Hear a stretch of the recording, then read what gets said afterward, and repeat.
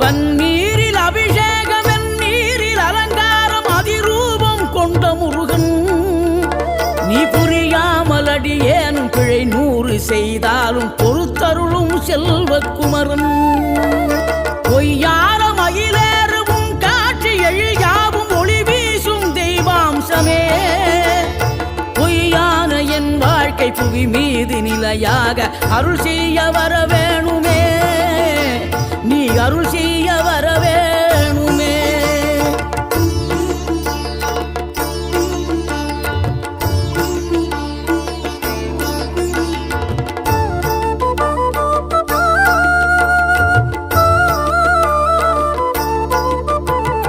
இகழ்தலையும் புகழ்தலையும் ஒரு முகமாய் கருதும்படி செவி உரைத்த முத்துக்குமரன்